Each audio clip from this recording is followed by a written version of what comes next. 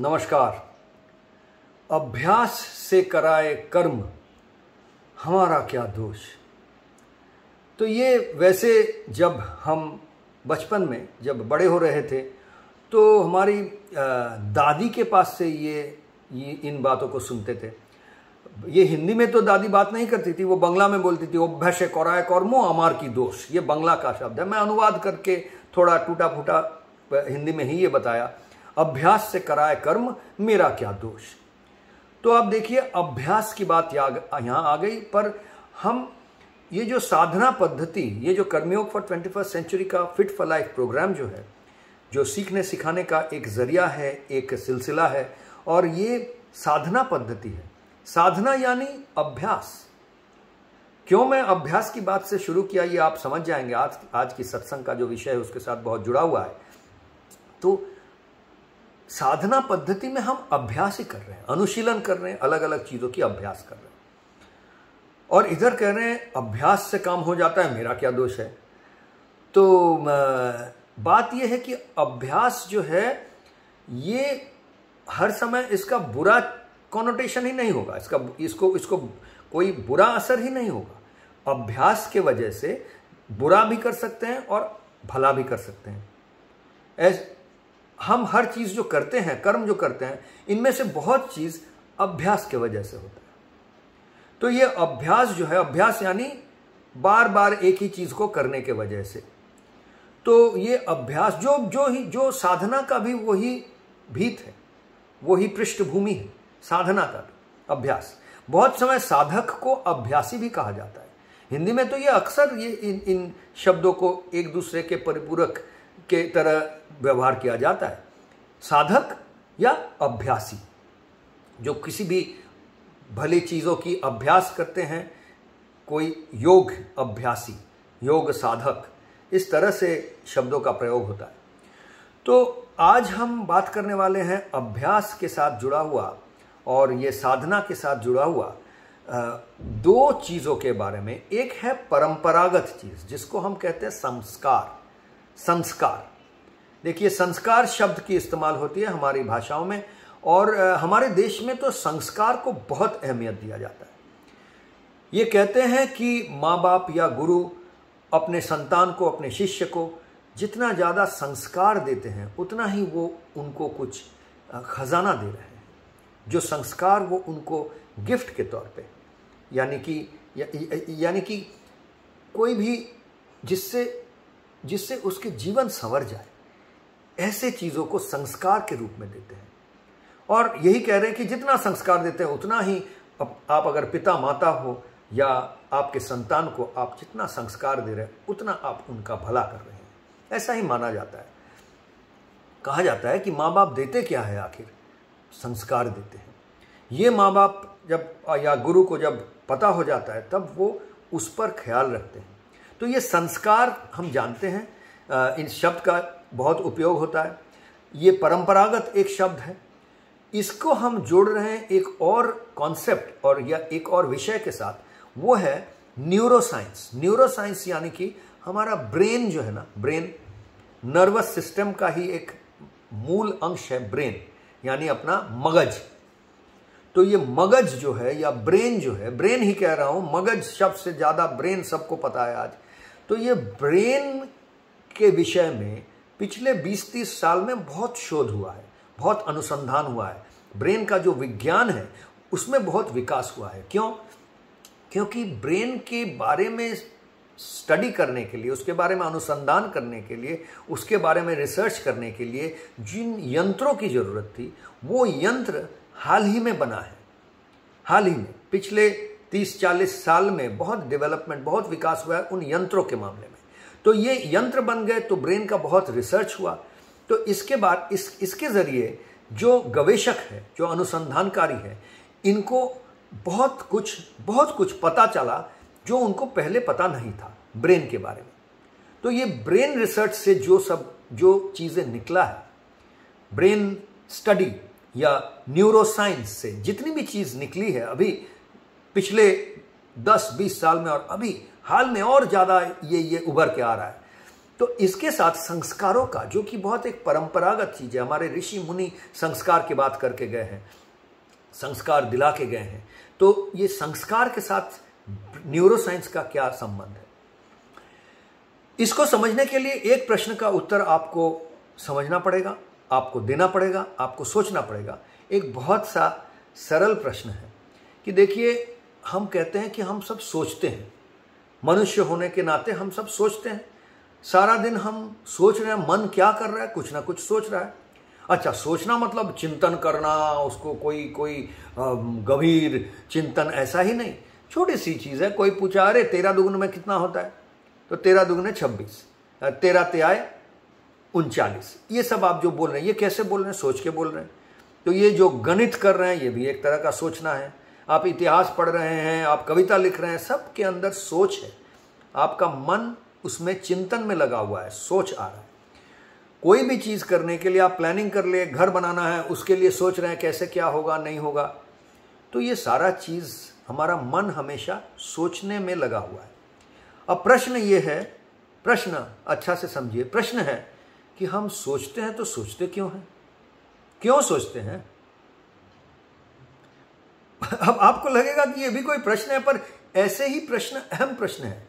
हम जीवन के बारे में इन प्रश्नों को नहीं रखते हैं, तो इसीलिए हम को खुद को, अपने आप के साथ परिचय ही नहीं हो पाता है। आत्म परिचय कहां से होगा अगर आप ऐसी विषय को लेकर नहीं सोचेंगे, इन ऐसे प्रश्न अपने आप के पास नहीं रखेंगे कि हम सोचते तो हैं, लेकिन सोचते क्यों हैं? क्यों सोचते भाई? ना सोचने से क्या होता? कभी इस प्रश्न को रखे हैं? कभी इस प्रश्न के बारे में गवेषणा किए हैं, देखे हैं कि और लोग क्या बोल के गए हैं? तो मैं जब इस प्रश्न को लेकर चिंतन किया, खुद सोचा, जितने इस प्रश्न को लेकर और लोग जो सोचे हैं उनको पढ़ा लिखा, लोगों के साथ संवाद किया, तो जो ठोस बात निकल के आई वो आपको समझाता हूं, कहता हूं। वो ये निकल के आई कि हम सोचते इसलिए हैं कि जैसे हमको सोचना ना पड़े। बात को समझिए, क्यों सोचते हैं? जैसे कि सोचना ना पड़े। कमाल है भाई, ये कैसी बात हो गई?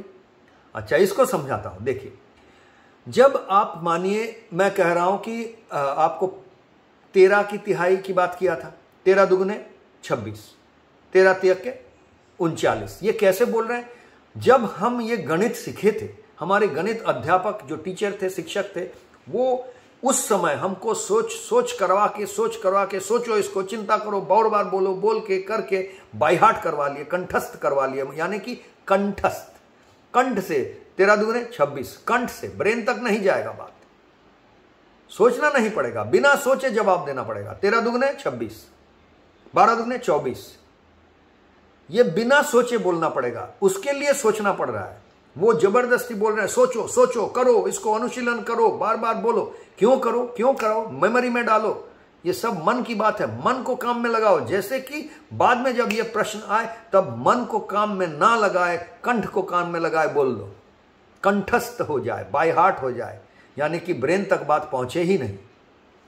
तो ये बात हो गई। आप, ये मैं गणित के हिसाब से बोला, आप किसी भी विषय में आप सोच लीजिए। आप गाड़ी चलाना सीख रहे हैं, तो पहले जब सीख रहे हैं तब तो सारा सोच चिंतन उसी में लगा हुआ है। आप जब ड्राइविंग टीचर आया है, आप गाड़ी सीख रहे हैं, उस समय आपका मन कहीं भी और सोच में आ गया, तो आपका क्लच दबाने में गियर दब जाएगा, गियर दबने में एक्सीलेटर दब जाएगा, एक्सीलेटर में ब्रेक दब जाएगा, ये सब हो जाएगा और गाड़ी चलेगा नहीं, रुक जाएगा, आपको एक्सीडेंट होगा, इधर उधर झमेला, स्टीयरिंग। आप सोचिए, यही होता है। तो जब आप गाड़ी चलाना सीख रहे हैं, तब सारा सोच, सारा चिंतन, आपका पूरा एकाग्रता उसी में है और कुछ नहीं सोच रहे हैं। इसी को लेकर गाड़ी चलाने की जो रीति विधि है, जो भी है, गियर, क्लच, एक्सीलेटर, यही सब के बारे में आप सोच रहे हैं, बहुत सोच रहे हैं। क्यों? जैसे कि आपको लाइसेंस मिल जाए, आप जब चलाएंगे गाड़ी, अब आपको उसके बारे में सोचना ना पड़े। कब ब्रेक डालना है, बिना सोचे आप ब्रेक डालेंगे। कब एक्सीलेटर देना है, कब गियर चेंज करना है, आप सोच के नहीं कर रहे, बिना सोचे कर रहे हैं। तो ये हो गया बिना सोचे करने की बात, और इसी को हम कहते हैं संस्कार। आप अभ्यास इसलिए कर रहे हैं, साधना इसलिए कर रहे हैं कि वो काम संस्कार बन जाए। गाड़ी चलाने में गियर चेंज करना आपका संस्कार बन गया, बिना सोचे आप कर सकते हैं। एकादशी में उपवास कर रहे हैं, संस्कार बन गया है, सोचना नहीं पड़ रहा है क्यों करे ना करे, ये वो संस्कार है, बन गया है, करते हैं, बस इसको लेके सोचते नहीं हैं, ब्रेन को नहीं लगाते हैं, बस उपवास करते हैं, भगवान का मूर्ति देखते हैं, ईश्वर का मूर्ति देखते हैं, कहीं पर भगवान का रूप मूर्त देखते ही अपने अंदर भक्ति जाग उठता है, नतमस्तक होते हैं, नमस्कार आसन करते हैं। तो ये संस्कार बन गया है। तो ऋषि मुनि लोग मूर्ति बना दिए इसलिए जैसे कि आपके वो मूर्ति के जरिए आप संस्कारी बन गए। बिना मूर्ति का आप अगर अपने आप में भक्ति, नतमस्तक होना, समर्पण करना, आसन करना, ये एक आसन है, ये करना, ये सब अगर बिना मूर्ति के करते हैं तो मूर्ति की जरूरत नहीं है। लेकिन आपको अगर मूर्ति चाहिए वो करने के लिए, तो मूर्ति एक जरिया बन गया आपके अंदर आपको संस्कारी बनाने के लिए, तो वो सही, क्या प्रॉब्लम है मूर्ति में? और लगेगा ऐसा कोई जरूरी नहीं है कि बिना मूर्ति का आप नतमस्तक नहीं हो सकते, समर्पित नहीं हो सकते, ऐसी बात नहीं है। सनातनी बनिए तो बिना मूर्ति का करेंगे आप। वैसे इस्लाम कहता है बिना मूर्ति का, देखिए ऐसा नहीं है। तो मैं एक उदाहरण के स्वरूप बोल रहा हूं, आज वो विषय नहीं है। तो ये चीज ऐसा है कि अलग अलग चीजें करते हैं हम अपने आप को संस्कारी बनाने के लिए। अब सोच समझ के नहीं, मूर्ति देखते ही बिना सोचे नतमस्तक हो जाते हैं। तो इसी तरह से घर से बाहर जाएंगे, कहीं देखते हैं कोई लोगों के सामने आ गए तो अचानक अपना संस्कार है कि थोड़ा मिरर निकाल के देख लेते हैं, अरे सब ठीक ठाक है तो हाँ, अरे चलो चलो, संस्कार। तो ये संस्कार के साथ अब न्यूरो सर्जरी का या न्यूरो साइंस का क्या लगन है? अब देखा जाता है संस्कार जब हो रहा है कोई भी चीज, अब साइंटिस्ट ये बोल रहे हैं, गवेषक जो है ब्रेन का वो बोल रहे हैं कि जब भी आप कुछ सीखते हैं जीवन में, कोई भी अनुभव होता है, एक्सपीरियंस होता है, तो हो क्या रहा है, आपका ब्रेन का जो न्यूरल नेटवर्क है, यानी ब्रेन के अंदर जो सर्किट है, नर्व्स का सर्किट है, जो मगज है, जो हम देखते हैं, आप किसी जानवर में भी देखे होंगे, तो मगज जो है, ब्रेन जो है, वो सर्किट है, नर्व्स का सर्किट, बहुत धागा जैसे एक उससे के जुड़ा हुआ है ऐसा। तो एक सर्किट रीसर्किट होता है, रीवायर होता है। कोई भी चीज सीखते हैं, कोई भी नया अनुभव होता है, तो हो क्या रहा है, ब्रेन रीवायरिंग हो रहा है, उसका नया सर्किट बन रहा है ब्रेन के अंदर, यही काम कर रहे हैं। तो संस्कार बना रहे हैं मतलब हम ब्रेन का सर्किट को चेंज कर रहे हैं, ब्रेन का सर्किट को नया बना रहे हैं। इसके बाद इधर से बटन दबेगा तो वही बत्ती जलेगा, इधर से स्विच ऑन होगी किया जाएगा तो उधर से वही फैन भी चलना शुरू कर देगा।